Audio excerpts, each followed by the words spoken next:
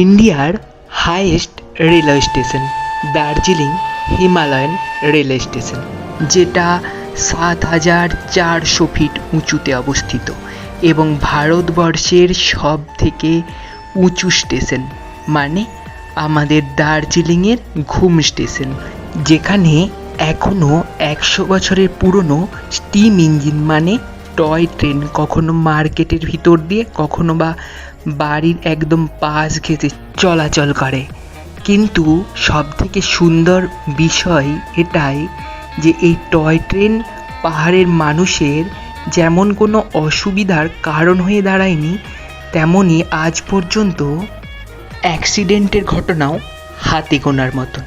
ভিডিওটা কেমন লাগলো অবশ্যই কমেন্ট করে জানান, আর আমাদের নেক্সট ভিডিওর আপডেট পেতে আমাদের পেজটাকে ফলো করে দিন।